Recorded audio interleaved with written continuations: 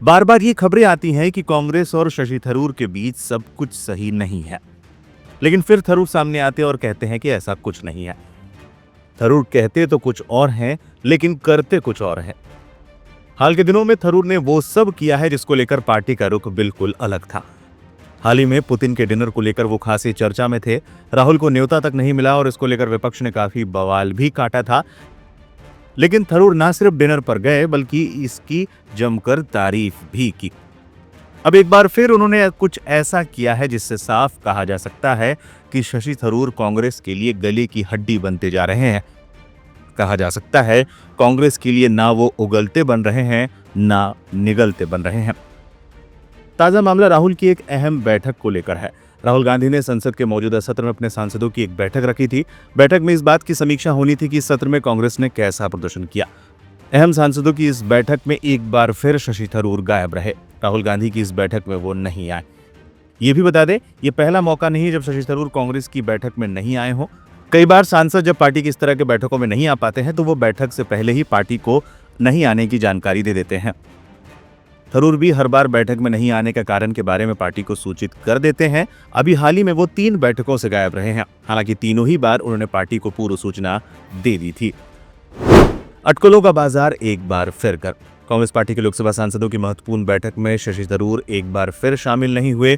जिस तरह वो लगातार पार्टी की संसदीय रणनीतिक बैठक से गैरहाजिर रह रहे हैं, उनके भविष्य की भूमिका और पार्टी के भीतर उनकी स्थिति को लेकर अटकलों का बाजार एक बार फिर गर्म हो गया है। हाल ही में शशि थरूर को प्रेसिडेंट पुतिन के लिए डिनर पर बुलाया गया था, जबकि राहुल गांधी और मल्लिकार्जुन खड़गे को इनविटेशन नहीं मिला था। इस पर कांग्रेस ने बीजेपी पर हमला बोला था। साथ ही कई कांग्रेसी नेताओं ने थरूर के डिनर पर शामिल होने को लेकर तंज भी कसा था।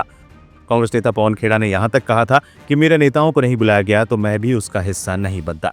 ये तो बहुत हैरानी की बात है कि जिन्होंने इनविटेशन दिया उन्होंने भी कमाल किया और जिन्होंने इनविटेशन लिया वो भी कमाल किया। सब, हर सांसद हो या कोई भी कांग्रेस का नेता हो, मुझे लगता है कि सबकी एक अंतरात्मा की आवाज होती है। जब मेरे नेताओं को नहीं बुलाया जाए और मुझे बुलाया जाए तो जाहिर सी बात है कि हमें भी समझना चाहिए कि क्यों खेल हो रहा है और कौन ये खेल कर रहा है। हमें उस खेल का हिस्सा नहीं बनना चाहिए। अपनी अपनी अंतरात्मा है। क्या शशि थरूर जी अपनी अंतरात्मा को सुन नहीं पा रहे हैं? क्योंकि लगातार मैं वैसे आपको बता रहा हूं कि जिन्होंने इन्वाइट किया उन्होंने भी कमाल किया और जो इन्वाइट एक्सेप्ट कर रहे हैं वो भी कमाल किया। इससे पहले राहुल गांधी ने मामले को लेकर संसद के बाहर मीडिया से बात करते हुए कहा था, ये सरकार की पॉलिसी है कि ये नहीं चाहते कि नेता विपक्ष विदेशी डेलीगेट से मिले। जनरली इस सरकार की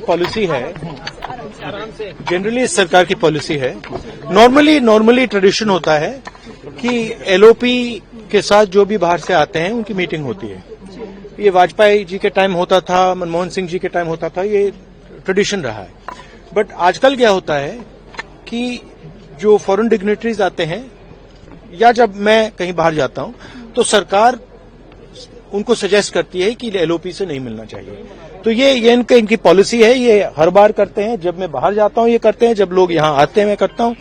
हमें मैसेज मिलता है कि हमें बताया गया है कि सरकार हमसे कहती है कि आपसे नहीं मिलना है। Thank you. बड़ा रिलेशन रहा है रशिया के साथ।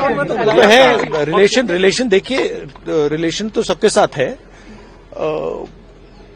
जो एलओपी एक दूसरा पर्सपेक्टिव देता है। हिंदुस्तान को हम भी रिप्रेजेंट करते हैं। हाँ? सिर्फ सरकार नहीं रिप्रेजेंट करती है। तो सरकार नहीं चाहती कि ऑपोजिशन के लोग बाहर के लोगों से मिले।